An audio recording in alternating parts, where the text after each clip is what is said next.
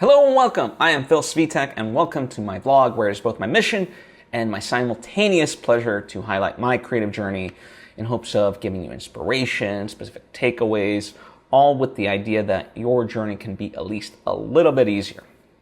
Now, before I fully dive into everything, I would love to take the opportunity to invite you to subscribe if you haven't already. That way you get all the various lessons and episodes that I put out right when I put them out. Thank you if you just did, and thank you if you already were. It truly does mean a lot to me, as I hope it does to you. So, what I want to focus on today is, at least overall, is the idea of consistency and longevity in terms of a project. It's funny how many people will tout that you need a certain amount of commitment to do anything in life, right? And while most people, when they have an idea, whatever it is, right, whether it's for a product, a creative thing, anything like that, anything that could be considered a dream, let's say, they're like, no, I have the passion, I have the work ethic, and this and that. Well, there's a documentary out there called 2,399 Days with Hayao Miyazaki and Studio Ghibli. And the reason it's called that is because it's a documentary about the making of The Boy and the Heron, which that is the amount of time, essentially, it took to make that movie after the script had been written. So that's about 7 years. And funny enough, my producer and I on this animated feature film that we're developing, we've been talking with various people about the budget and kind of, how we're going to get the funds to make the movie. And as part of that, it's like, okay, more money can mean getting it done a little bit faster. And what does that equate to in tangible dollars? And the amount of people and resources you would need versus, okay, you can go a little bit longer and have a lower budget, but it will take longer and stuff like that.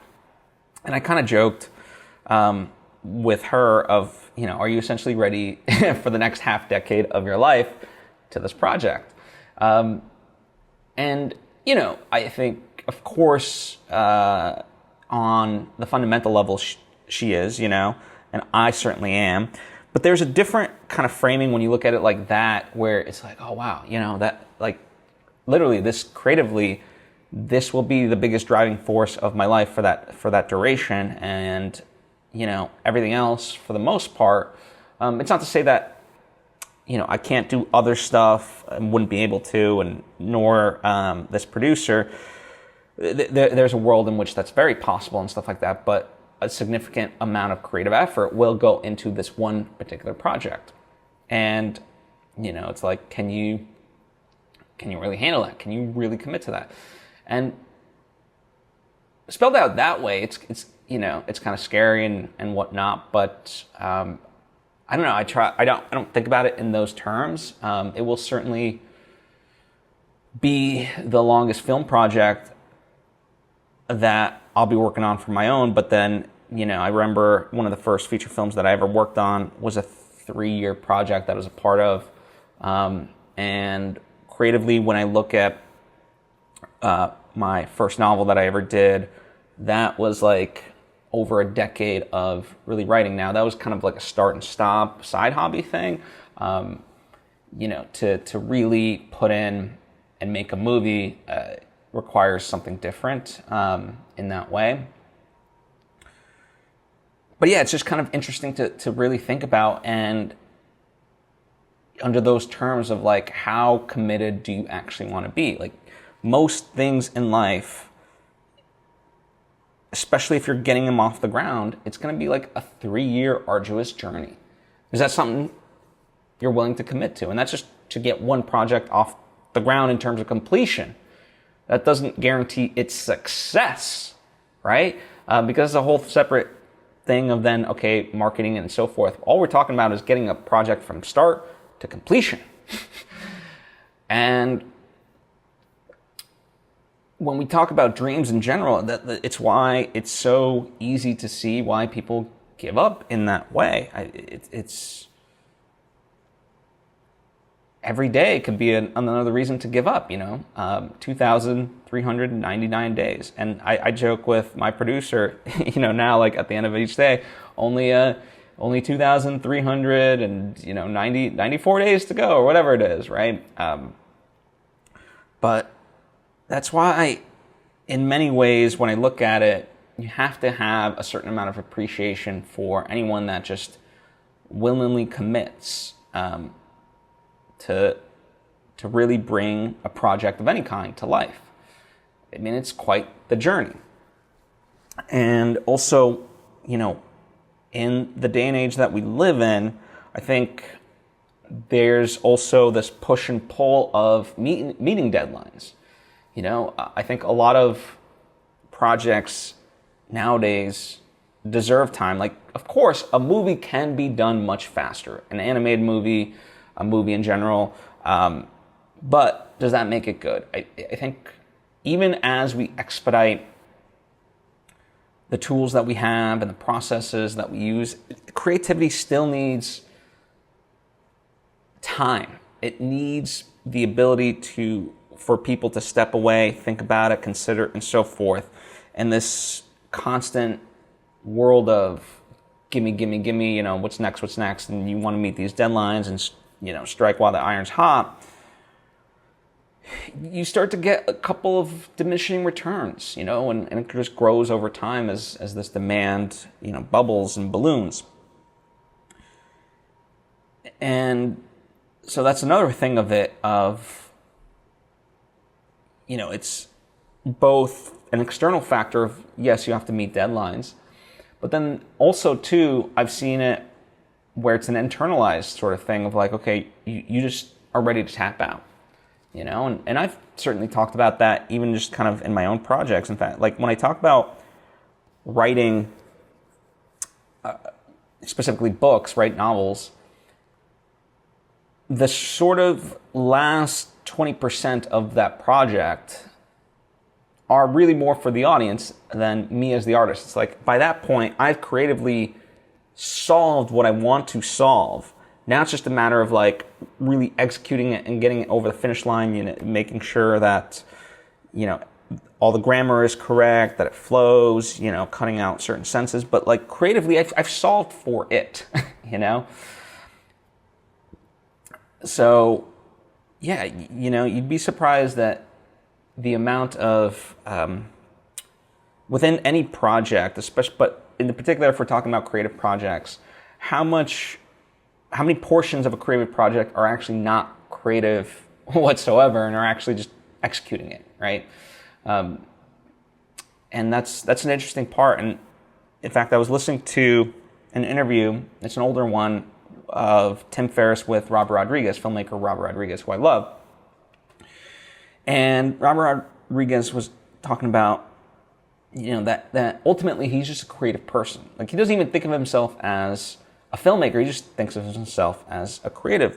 And that's why, he shoots a lot of his own movies. He edits a lot of his own movies. He does the score for a lot of his own movies, because he views himself as a creative. And even if, he articulates it way better than I'm certainly about to. So if you're interested, check out the Tim Ferriss show and that interview with Robert Rodriguez. But this idea that, creativity exists all around us, and we can find a way to be creative with everything, whether it's cooking, a business meeting, and so forth. And I've kind of spoken about that and certainly echoed it in that way, especially like when it comes to deal making, that side of it a lot of times turns off artists, right? Because, I'm not about that. But there are creative ways to structure a deal, right? And I look forward to that challenge in a lot of ways. And I know that's a bit of a tangent, but, the point being that part of having this longevity of a project is you have to, continue to be creative in it no matter what, even when you are executing some of the, quote, more mundane parts of it, that aren't like what you initially, what you would an overall love about art, let's say, right? So just something to think about just the idea of truly committing to something. And that's why I always laugh when someone does tell me that, like, hey, you need to commit. Like, when people talk about commitment to me, I'm like, I don't think you realize I'm right. I've committed the next half decade to this one particular project. So, like, I'm committed. And also, too, in a way, why I also am discussing this is because it's very easy in life to get sidetracked. A lot of people will tell us what we should be doing, what we could be doing, and this and that. But, yes, I have a lot of ambitions in life, and I talk about the various projects that I want to work on, that I am working on, and so forth. But I also know sometimes certain ones have to get paused for the benefit of, what's my main priority as far as the project, right? And so my animated feature film is the biggest one that I want to put forward, right? And so part of that is finding ways to continue the other projects. So, for example, with my second nonfiction book, I've been working with a ghostwriter. I've had notes and transcripts of these various interviews for a while. And so, this is someone that I've kind of worked on outlining the project and so forth, and then letting them kind of be the driving force. And then I review and stuff like that. So it's a way to keep the project going that is still at my discretion, but requires less of me. And I can, during a downtime, maybe one weekend out of a month or something like that, can sit down with it, review things, and keep that moving overall steadily, right? So you find ways to do this where one project can also kind of fuel you to be inspired for the other and stuff like that. So it's not to say that you only can and have to work on one. You can work on a few things, but know that, like, there's a give and take to it all, and you have to find your own way with it. But the overall point that I'm making, when people tell me, what I should be doing, for example, so many people talk about what I could be doing in terms of, these videos, this podcast, how I can, like, clip out, these things and go viral on TikTok, and how I can, really structure. And it's like, yes, you're not wrong. I'm not negating anyone's thoughts as far as that, right? But I also know that's not my overall intent. My overall intent with, let's say, this in particular, is to put out episodes that I believe in, that of things that have benefited me, that I think can benefit others, right? Whether that's a tangible how-to or something, a little bit more nebulous, like, like a thought process and stuff like that to ease anxiety and stuff like that, then that's what I put out, right? And I try, as to the extent that I can, make them as honest, insightful, beneficial as I can. But are there ways to elevate it 100%? These would benefit from editing. They would benefit from, maybe some B-roll, things of that nature. But doing that would take away time from my other priorities, right? So you just have to balance it out that way and make the decision for yourself. What are you going to commit to overall, right? I've committed to doing this and putting it out because I like it. It's fun. It provides a short-term kind of dopamine, adrenaline hit. And, I see people, when an episode resonates, it really resonates, and that's great to see. But I also know that's a short-term hit, and I have a longer-term goal in mind that I'm working towards, aka, the 2,399 days of, my movie, right? So, yeah, I just kind of wanted to discuss that, talk about it, because I don't think people not that they have to, but they don't talk about it in those terms of like what really committing actually means. You know, and even for me, it's still this nebulous thing where at the end of the day, like I can't be overwhelmed by it. I just have to take it day by day. Okay, like what are we doing today? Okay, we're trying to get people for the budget. We're revising the script. We're approving stuff for the pitch packet. We're planning pitch meetings, yada yada yada, right?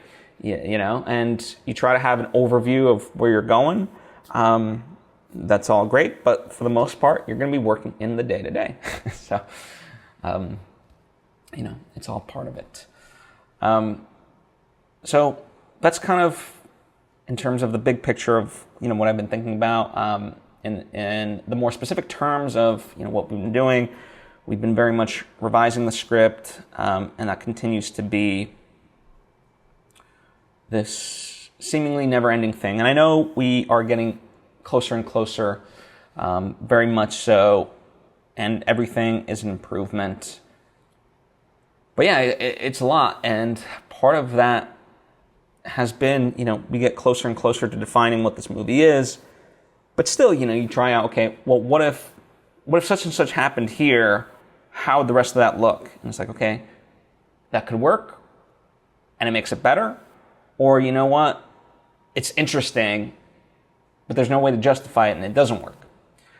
And so you sort of, in a way, it's almost like I'm trying to like live out the multiverse of this one particular project and figure out, okay, what is the one way for this movie to be that is as close to perfection as possible, right? And so you go through these branching side things and be like, okay, how does this look? How does this look? How does this look? Okay, nope. Okay, we're going to continue down this path. Great. Okay, there's a left and the right. Okay, let's see what it looks like. Let's try this. And you continue on. So that's kind of how this has been. And it's frustrating in that respect because I would love it for it to be, done. But I appreciate the willingness with which everyone continues to have this exploration with me, to talk about these ideas, to elevate what's there. And we are moving much, much closer. And, certainly when I look at even just the start of this year, where we were versus where we are now, it's night and day. So that's a good thing. Interestingly enough, I've been talking about time, right? And measurement of time. Well, kind of like everyone now has been talking about the countdown to the election sort of thing, right? Especially if you watch any news stuff, 70 days to the election, 60 days until the election, blah, blah, blah. Our kind of first development kickoff for this movie is the American film market, which happens to be the week of the election. And so kind of the countdown to the election is our countdown to get a script in a good shape, a budget, pitch material, so a pitch deck, a proof of concept, how we're going to present it, and to who we want to present it. So we're kind of in truly the business end of this development phase that we're in, which is very intriguing. And, so in that respect, I'd rather have closer to 2,000 days almost in a way to like continue developing this project. But now we have that deadline, right? And so again, that push and pull of reality versus creativity, let's say, or there's a better phrasing of that, but, just want to kind of highlight that. So it is very interesting, and that's what we're working on at the moment.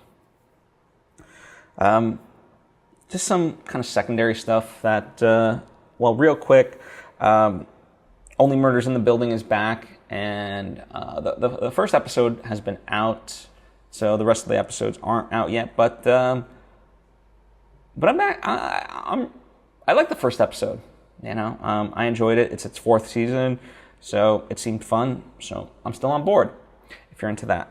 The other thing that I enjoyed watching, there's this Hulu documentary, or it's on Hulu rather, about Baywatch. It's only 4 episodes, and it's kind of intriguing. Like, it's both has very intriguing parts, but also leaves me a little dissatisfied because it's not like an in-depth look fully at just Baywatch. It's more of like kind of like a look at certain people. And one of the things that I had issue with was you kind of don't necessarily know where you are in the timeline of, you know, in terms of Baywatch. Okay, like, you know, they're talking about X, Y, and Z, but it's like, okay, is that towards the end? Are we in the middle? Are we at the beginning of Baywatch? Like, where are we at in terms of the run? So it was both good and frustrating. But the reason I watched it is because, you know, I grew up with Baywatch in that way. And so it's interesting to kind of have that look back of, you know, how all of it goes. And interestingly enough, I, you know, kind of checked out an episode or two of Baywatch, you know, just the early ones. And it's interesting, you know, I have to kind of compare it to later episodes. But, you know, early on, there was an earnestness to, okay, we do save lives, versus I think towards the end, as I recall, it became kind of very silly and much more like soap opera-y. Not that it wasn't soap opera-y, but it was kind of, it had this heart of we save people's lives versus the end was just, you know, more TNA, let's say. But I don't know. It's always, to me, there's a fascination with looking back at certain moments of cultural history and my place with that, my recollection of that, and so forth, right? So, yeah. If you're someone like me, the documentary is out there on Hulu. There's this video that I saw recently from Gary Vee where someone asks him, like, hey, if I can do a flip on stage, will you give me an internship at Vayner? And Gary says no. And he gives the explanation of, you know, Vayner is very competitive, right? That's his company. And so, you know, just to do a flip and get an internship, you know, it's, at the end of the day, you're not really providing value to me of what you can bring to the table, right? It's like, okay, you're just getting something, right, with an expectation. Not only that, you know, by pulling off a flip and stuff, like, it could be a viral moment, right? It gets filmed and blah, blah, blah. So it's like a double win for the person. And that really struck me because there are people that I know that kind of have that attitude. And in particular, there was something that happened very recently where I was like, it rubbed me the wrong way and I couldn't express it. And when I saw that Gary Vee clip, I was like, this is it, because you're creating a win no matter what. And, you know, I think we confuse things such as being bold with and wanting to prove ourselves with a side of our ego. So let me give you kind of an example from my own life that is the opposite of this, but still proves my value, right? So there was a sizzle reel we were working on years ago with a company, and I didn't like what they had created. And I kind of spoke out, much to everyone's chagrin. And it became a moment of like, okay, well, fine. You think you can do it? I was like, I think I could. They're like, okay, great. Guess what? You have the weekend. If you can make it better, we'll go with yours. If not, we're going with this. So it was kind of a put up or shut up, right? And I think a lot of people, you know, as a quick tangent, when they criticize things, it's very easy to criticize, you know, but to fix something, that's a whole different, you know, thing. So, you know, I took the sizzle reel, I recut it over the weekend, and come Monday, they looked at it, they're like, okay, yeah, this is better. So that's a way of kind of stepping in and inserting myself in a way that it truly wasn't about me. That wasn't my intention. Now, people can perceive it that way, but it was not my intention. My intention was to always make the best sizzle reel, and what I saw was not good enough. And I knew that it could be better. And I stepped into the arena to actually make it better, right? To benefit everybody. Whereas the people that I'm talking about and what Gary Vee was expressing is, again, just kind of an ego trip. Like, it ultimately benefits just the one person. So, in the case of my example, I'm trying to figure out how to, articulate it, but it would be like, I guess as simple as saying like, no, this isn't good. And they would say like, well, what's not good about it? Oh, it's just not good, right? That's not very beneficial. So, I remember there's a host that was going out for a job, and they wanted to interview the CEO of this company. Well, they said, hey, if I'm like, in the running for this position, I'm willing to do an interview with the CEO, and if it's not the best interview they ever had, then I won't take the job. And you could see how that is, there's something about it of like, okay, you're trying to prove your worth, but the thing is, ultimately you're taking up the time of the CEO, and there's not truly a tangible benefit to that because the interview itself would never get to air and this and that. So, it has that selfish side to it, right? And that might be weird to say because it's supposed to be a job interview, right? And they're going out for that job, and so they're trying to prove themselves.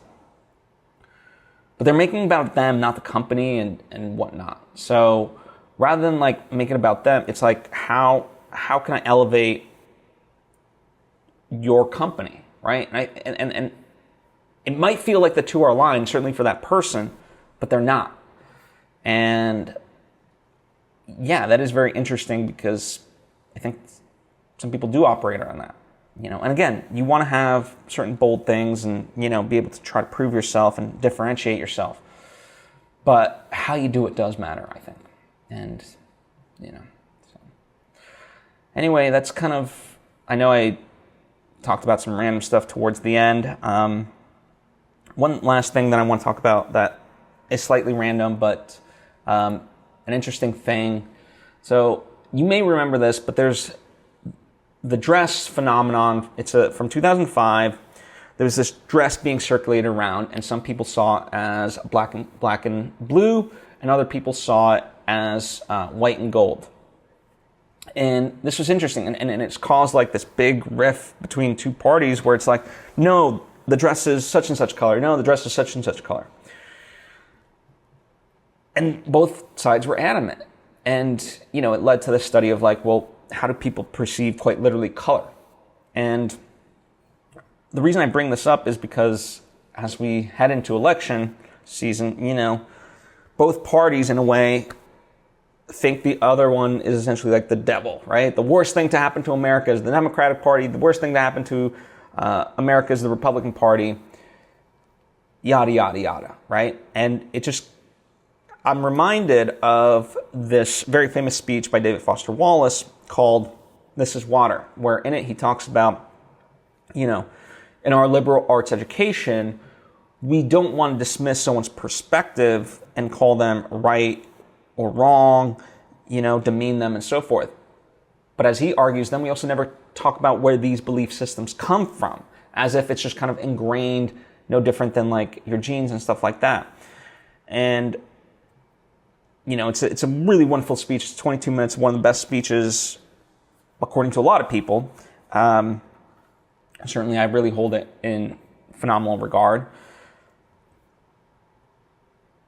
But at its core, it gets down to like, what are our true like core beliefs, and not even that, just like our default settings that we don't think about, And one of the things he talks about is being in traffic in your car and just being pissed off, because that's your default setting, is to be in traffic and pissed off.